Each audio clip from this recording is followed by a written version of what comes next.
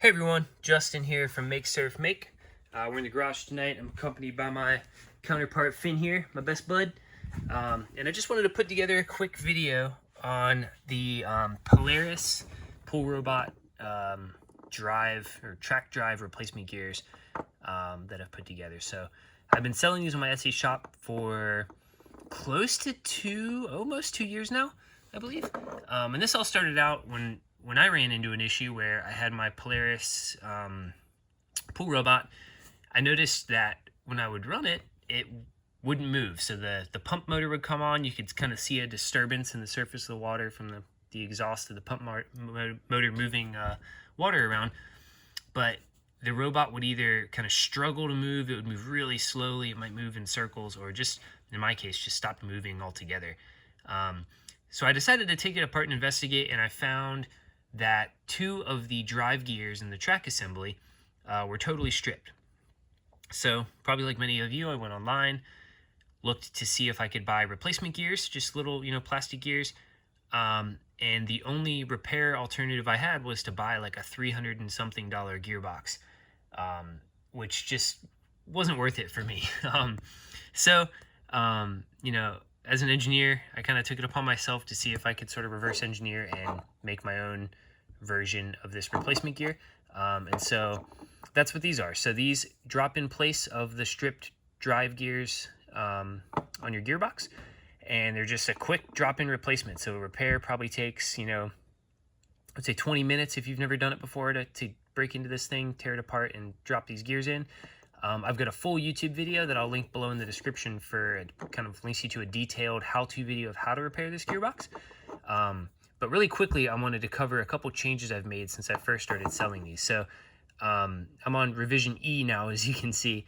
And one of the issues I was having was the strength of this axle, believe it or not. So I haven't had reports of the gear teeth wearing or failing yet, but I have had a couple people tell me about this axle that breaks over time, and that's just due to the orientation this is printed in and kind of the weakness along the layer lines of the printed material.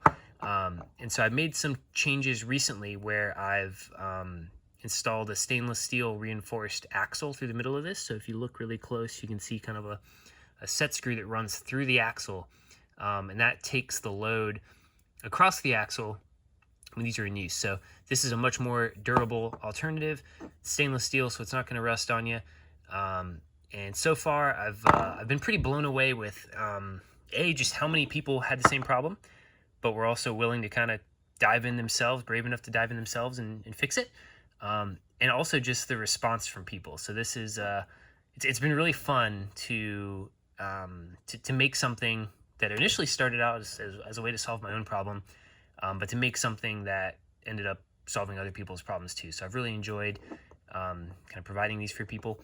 So all these gears, when you buy a kit from my Etsy shop, you're going to get two of these gears just like this. This is enough for kind of one track assembly. So you only need two gears for each robot. So each robot only has one driven track. So obviously you've got two tracks, but only one side has a gearbox in it. So when you buy the kit, that's enough to kind of repair one robot. You'll get two of these gears. All these gears go through a few quality control checks. So I've got, like a simple no-go gauge here that these drop in to check the gear teeth geometry. And then, like I said, they all come with this stainless steel reinforced axle. Here's an example of what the factory worn gear looks like. So you can see that's, here's the other one. Pretty terrible. When you look at those gear teeth, they're just totally destroyed. And that's after probably 3 or 4 years of use. So this is just a drop-in replacement for that gear. Anyway, it's been really fun doing this. I've had a really good time.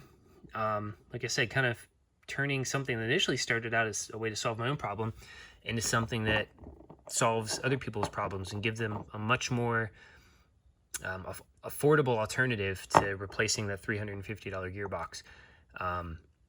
So just wanted to shoot this little video out there, talk about some of the design improvements that have been made recently.